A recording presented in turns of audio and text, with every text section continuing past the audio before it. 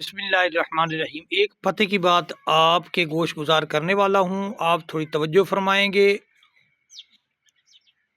جن اوقات میں درود پاک نہیں پڑھنا، میں وہ اوقات بیان کرنے والا ہوں۔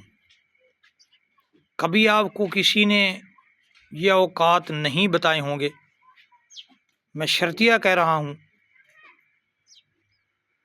کہ آپ کو یہ شاید کسی نے بھی نہیں بتایا ہوگا کہ کوئی ایسا وقت بھی ہے جہاں درود پاک نہیں پڑھا جا سکتا۔ تو ہاں، بالکل 7 مقام ایسے ہیں جہاں درود پاک پڑھنا منع ہے۔ حضور اقدس صلی اللہ تعالی علیہ وسلم پر ہر لمحہ درود پاک کثرت سے پڑھنا باعث نجات اور پاکی ہے، لیکن چند اوقات اور حالات میں درود پاک نہ پڑھا جائے۔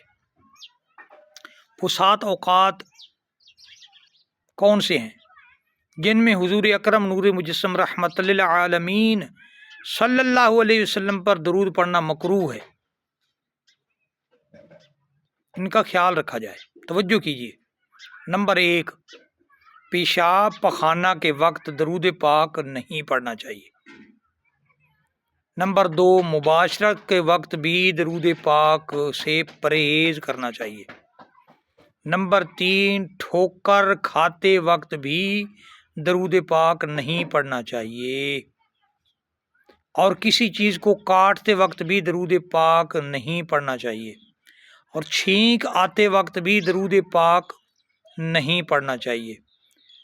تعجب کے وقت بھی درود پاک سے دور رہنا چاہیے، اور بدبو والی جگہ سے گزرتے وقت بھی درود پاک نہیں پڑھنا چاہیے۔ یہ 7 مقامات ہیں جن پر درود پاک پڑھنا مکروہ ہے۔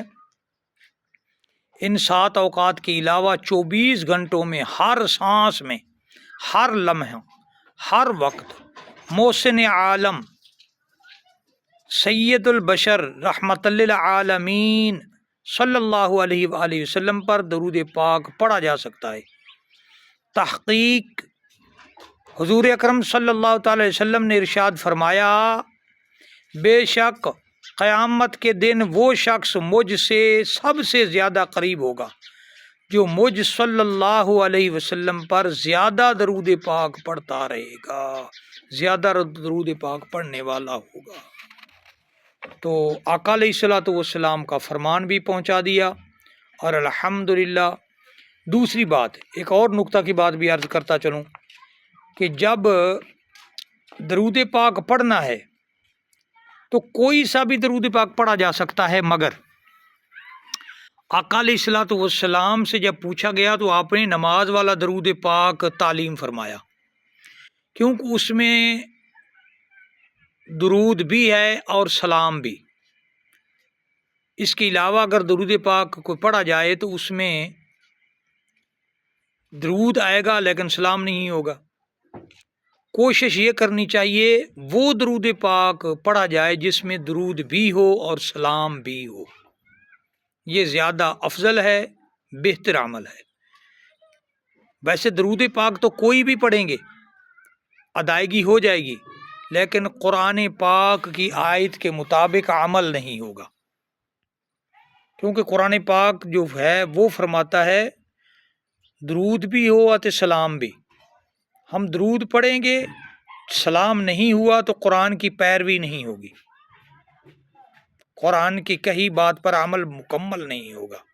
اس لیے ہمیں یا تو درود ابراہیمی پڑھنا چاہیے جو نماز کے اندر ہے، اور اگر کوئی دوسرا درود پاک ہم پڑھنا چاہیں تو اس سے